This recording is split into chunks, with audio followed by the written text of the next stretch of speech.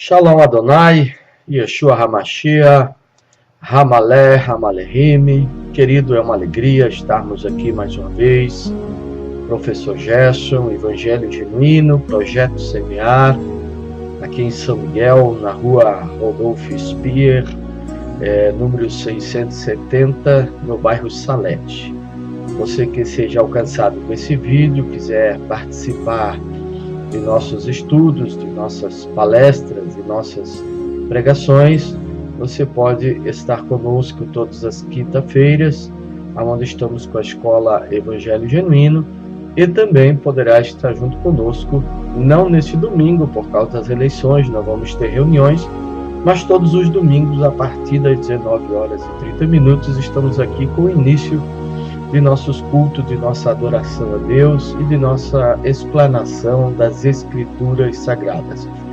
Hoje eu quero trazer uma mensagem de construção, uma mensagem de auxílio, de ajuda para que nós possamos ter bons relacionamentos. Eu vou ministrar sobre o seguinte tema: como construir uma comunicação sadia, como construir uma comunicação sólida, eficiente em nossos relacionamentos. Primeiro, se você quer ter uma relação eficiente em seus relacionamentos, que sejam conjugais, sejam sociais, sejam familiares, você precisa melhorar de forma transformadora a sua comunicação.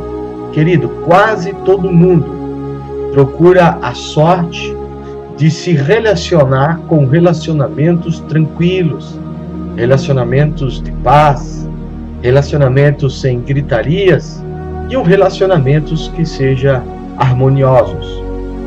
Um relacionamento sem brigas, um relacionamento sem combates verbais, onde há entendimento e harmonia, queridos, é o que muitas pessoas estão a procurar. Queridos, todos os relacionamentos que não possuem uma comunicação eficiente vai ter problema no decorrer de suas histórias existenciais. Sempre vai haver acidente de percursos e confrontos, queridos, verbais e às vezes até confrontos violentos provocados por uma comunicação deficiente que mata mais e destrói mais do que uma fagulha de fogo queimando toda uma floresta. É mais peçonhento, é mais venenoso do que veneno de cobra. Ele tem o poder de manipular, de enganar, de iludir, de ferir, de ofender, de diminuir os seus amigos, o seu cônjuge, as pessoas ao seu redor.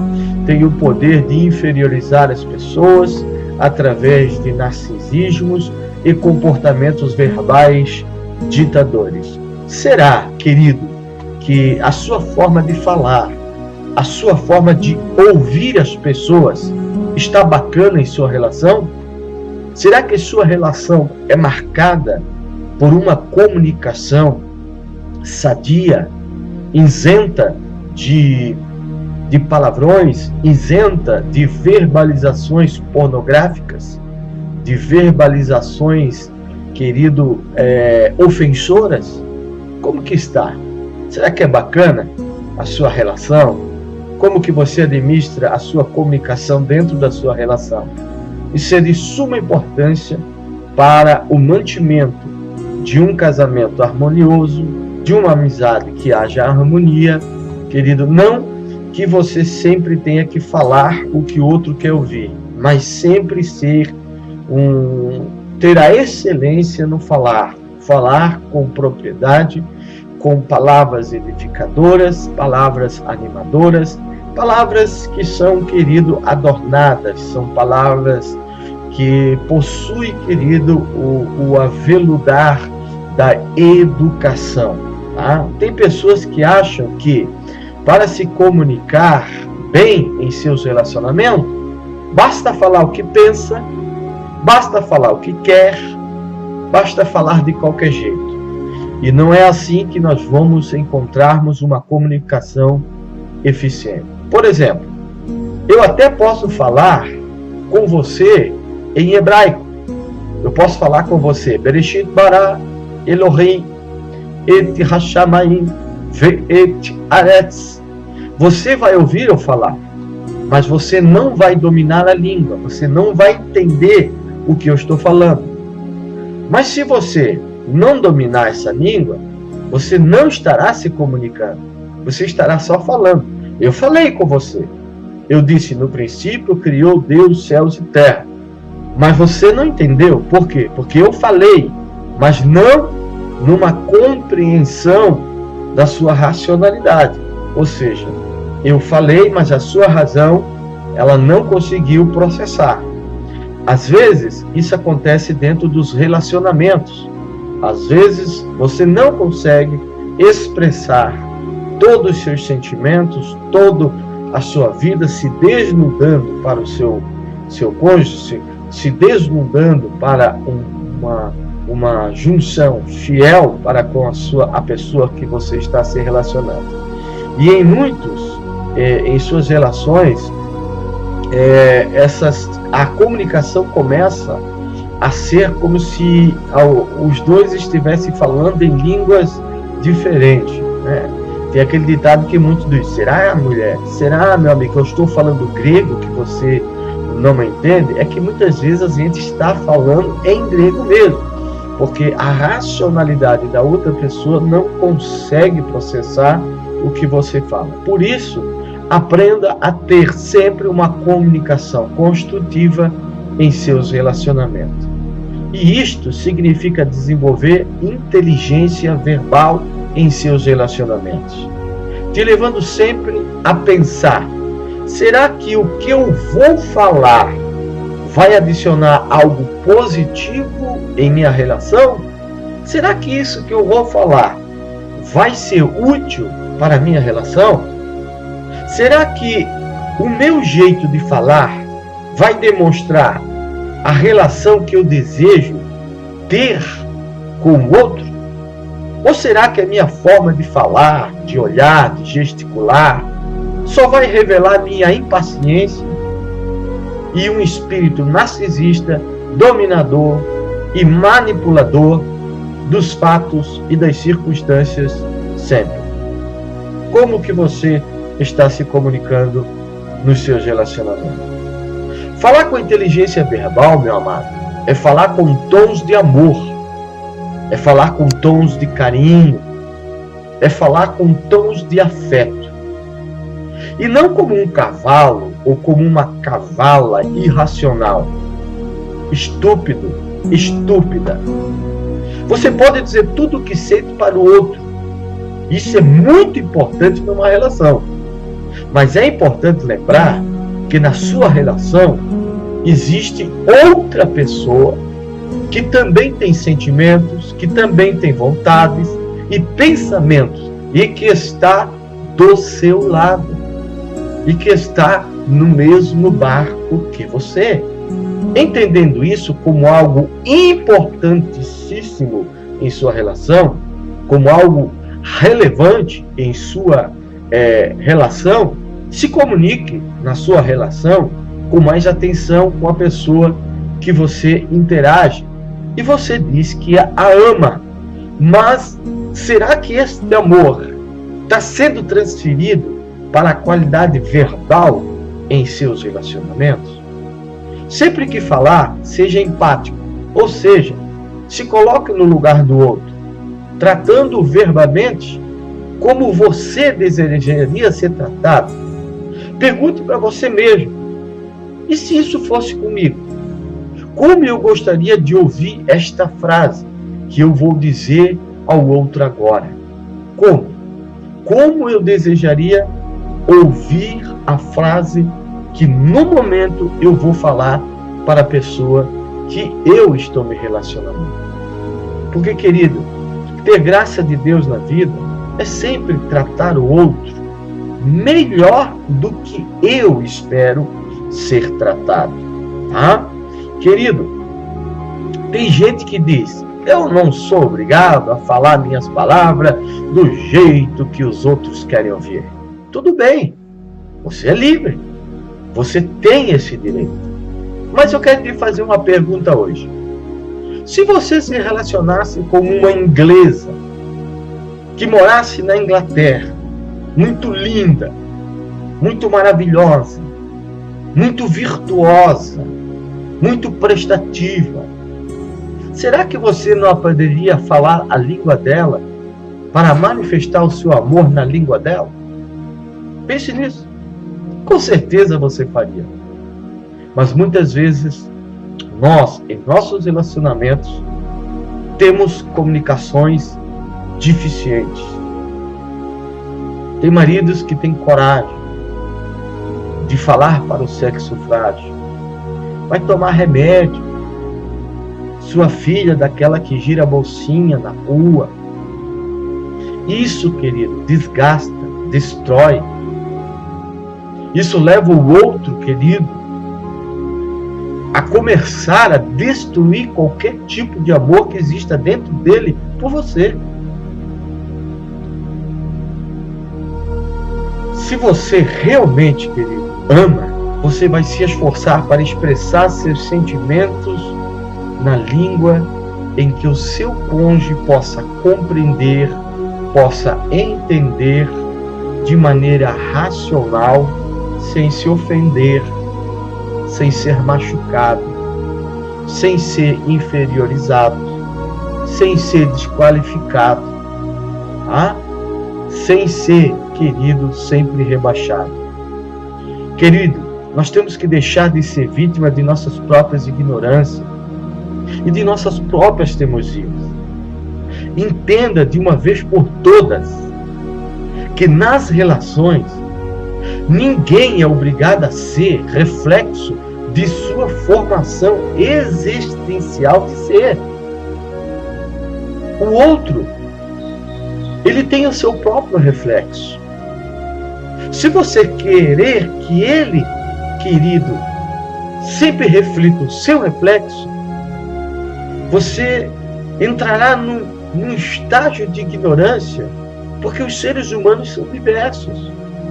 E quem não sabe lidar com diversidades existenciais e ideológicas, vão morrer apodrecido por seu narcisismo manipulador, dissimulador e estúpido. Querido, não julgue o outro dentro de uma relação a partir do seu reflexo de estruturas morais, intelectuais e emocionais engessadas, que não é capaz de lidar com diversidade de personalidade. Não tente fazer, querido, do outro que você se relaciona uma imagem de escultura semelhante à sua. Porque isso não é amor. Isso é narcisismo. Isso é relacionamento impositivo, ditador. Não tente engessar o outro, querido, aos moldes de seus reflexos existenciais e de ideologias, de pensamentos, de emoções, de estruturas morais, de estruturas, queridos, sentimentais. Não tente fazer do outro uma xerox de sua personalidade, pois isso é impossível e vai trazer megas crises em seus relacionamentos. Querido, procure pessoas inteligentes. Pessoas inteligentes. Palavras que vão trazer união na relação e não destruição. Procure pessoas inteligentes para verbalizarem. Pessoas que construam pontes de ligações amorosas. E não aquela pessoa que sempre está disposta a construir muros de separação harmoniosa. Que sempre está disposto a construir muros de separação que depois vai ter que se arrepender de todo o seu trabalho, de toda a sua construção, e vai ter que derrubar esse muro com toda a humildade para poder reatar os relacionamentos. Abandone, querido, este espírito previsível em sua comunicação. Não seja uma pessoa previsível. Uma pessoa que quando você vai começar a falar, o outro já diz: lá vem ele com a mesma ladainha. Lá vem ele com a mesma novela da cabocla. Querido, na arte do amor, a relação a dois tem que ser marcada. Precisa ser marcada com uma comunicação eficiente. É de suma relevância nós assumir 100% de toda a boa manutenção de nossos relacionamentos.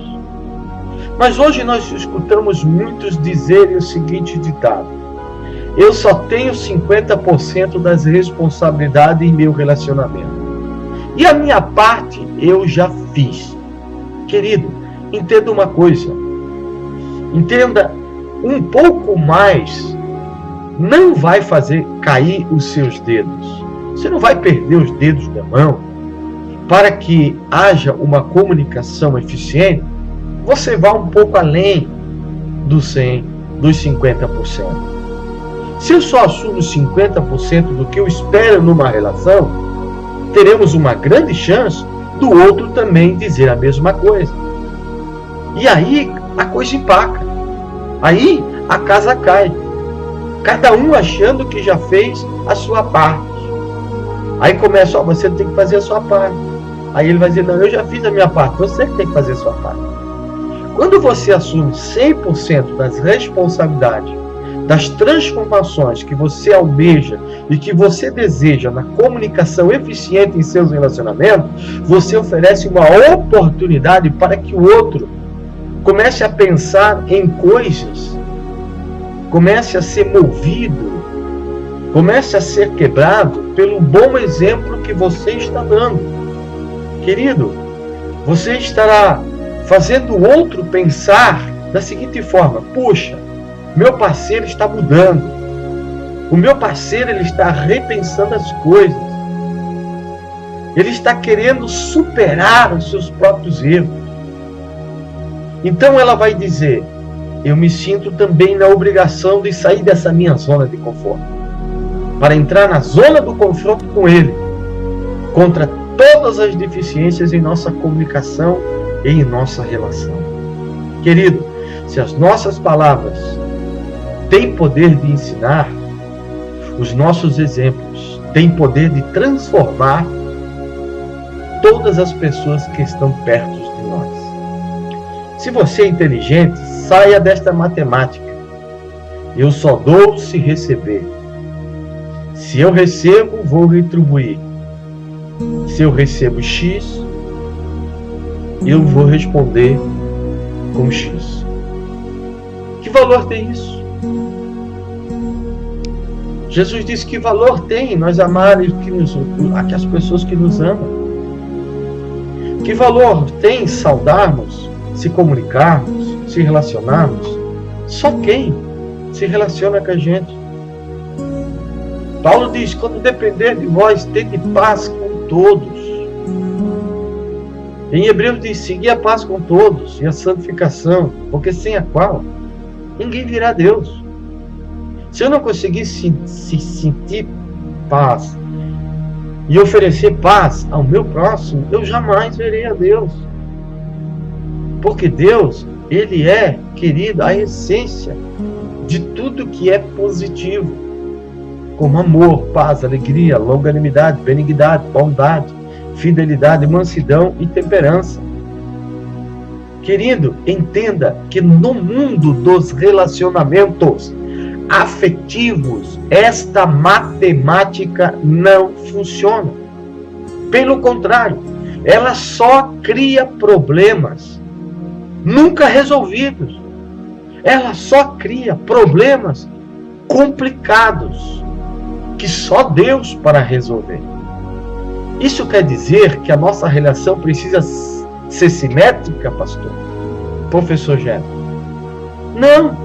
Não quer dizer que toda a nossa relação precisa ser simétrica.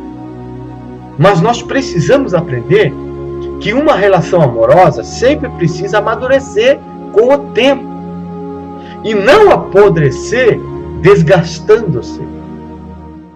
Quanto mais tempo você é casado, você tem que ser mais maduro e não mais apodrecido. Porque existe fruto que amadurece e existe fruto que apodrece prematuramente. Porque talvez alguns germes, algum vírus ali, querido, algum mal, né, contra as plantações, tá, que tem esses, às vezes um inseto. Muitas vezes isso acontece no casamento, apodrecendo o casamento. Querido, uma relação que amadurece e que não apodrece com o tempo é uma relação que te leva a conhecer melhor seus afetos, que te leva a conhecer melhor suas potencialidades de amar e conservar uma comunicação sadia, eficaz no seu relacionamento. E serve também para te fazer uma pessoa melhor, te serve para ser mais frutífera. Eu fico triste quando eu vejo pessoas que dizem ter 20 anos de casamento e estão cada vez mais apodrecidas, desgastadas, entristecidas, decepcionadas com o casamento. Porque durante todo o seu casamento, no processo do amadurecimento, talvez algum desses males apodreceram os frutos do seu casamento e não levaram você a um amadurecimento, a um fortalecimento emocional, aonde cada vez o amor aumenta, aonde cada vez o respeito aumenta, cada vez o desejo, a paixão por um ou por outro aumenta. Querido, todo esforço que você fizer para se comunicar com quem você ama, mesmo que não surta o efeito que você espera, essa experiência te fará nesse processo uma pessoa incrível, uma pessoa preparada para se relacionar com qualquer ser humano na face dessa terra. A estrutura para se relacionar com qualquer pessoa que, querido, esteja ou seja alvo de suas experiências de comunicação eficiente aprendidas dentro de um relacionamento conjugal. Tá? Acabe de vez por todas, querido, com essa ideologia narcisista que o outro, em sua relação, precisa girar em torno da sua felicidade, de maneira impositiva e ditadora. Querido, o outro é do seu jeito e você é do seu jeito. Quando a comunicação entre vocês fica como uma criança frustrada e perdida, você não deve agir. Você não deve responder. Você deve ser inteligente e esperar vocês voltarem a ser adultos novamente para poderem resolver seus problemas infantis e bobos. Porque tem momento na relação que nós se tornamos crianças. E quando o outro se torna uma criança na comunicação, no relacionamento, você deve se calar e deixar ele lidar com os seus problemas infantis. E quando ele voltar a ser adulto de novo, você volta naquele assunto do problema dele ser criança. Mas tentar discutir com uma criança, no momento que ele está com comportamentos verbais infantis, é tolice. É tolice. É ser um nécio em administração conjugal. Querido, pergunte a si mesmo: o que eu posso aprender de mim mesmo no processo, querido, do relacionamento conjugal ou do relacionamento a dois? O que eu posso aprender com os meus relacionamentos? olhando para mim, olhando para as minhas atitudes, fazendo uma viagem dentro de mim, para poder detectar problemas que vão influenciar o meu relacionamento e a minha comunicação eficiente dentro de um relacionamento. Deixe de lado, querido, esse lado infantil, tá? E entenda que diferença entre um e o outro sempre vão existir. Vocês vão viver a vida inteira e as diferenças sempre farão parte do relacionamento conjugal, no relacionamento social, no relacionamento, querido, com amigos. Sempre vai existir, porque nós somos seres que não somos uma xerox do outro. Cada um tem sua identidade, cada um tem sua personalidade, cada um tem seus desejos, seus sentimentos, suas vontades, seu entendimento de certas coisas da vida. E se você não aprender a entrar e jogar nesse campo das diversidades, você será sempre, querido, ou você estará sempre na segunda divisão, querido, desse jogo. Você estará sempre na segunda divisão ou na terceira divisão no jogo de aprender a lidar com as diversidades ideológicas, sociais, políticas, conjugais, querido, de sentimentos em nossas vidas, tá? E isso fará que esse processo faça vocês crescerem juntos. É inadmissível, querido, somente um crescer e o outro não. Precisamos crescer juntos. Precisamos aprender um com o outro, sempre demonstrando um para o outro que se amam, não só com palavras, mas também que amam com o respeito, com aquela paciência santa que precisamos, como um espírito generoso. Seu amor, afetos também podem soarem através dos tambores, dos pequenos cuidados delicados de atitudes, despertando sempre no conceito do outro o seguinte pensamento: realmente ele me ama com verdade. Às vezes, pequenas coisas demonstram grandes amores. Querido, a luz que existe no outro, aprenda a amar. Aprenda a amar a luz que há no outro. Ame essa luz, mas também aprenda a serem pessoas melhores com as trevas que existem em nós. Nós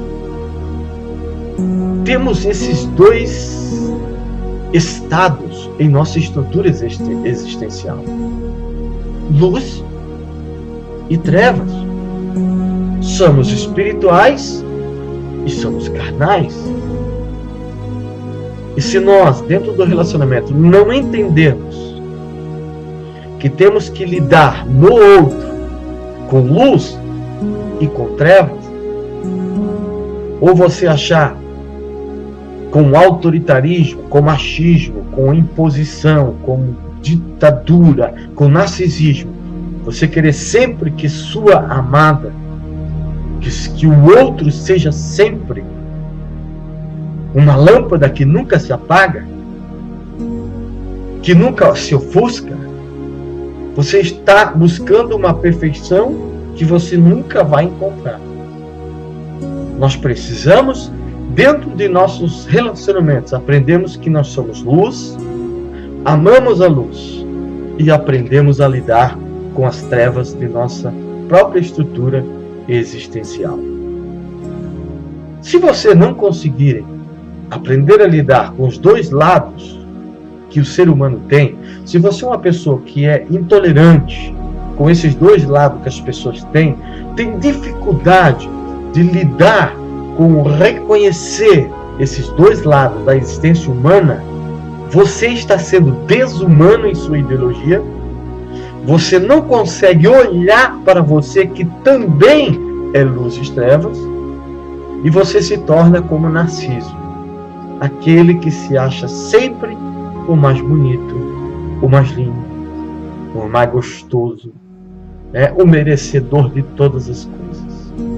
E isso só vai revelar uma coisa, que está faltando, e faltando muito na sua relação: o amor, a compreensão, a empatia, o amadurecimento e o desejo profundo de uma comunicação eficiente em suas relações.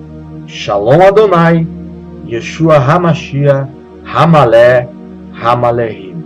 Se você quiser nos ajudar, no fim desse vídeo tem um número de uma conta que você pode ajudar o Ministério Evangelho Genuíno.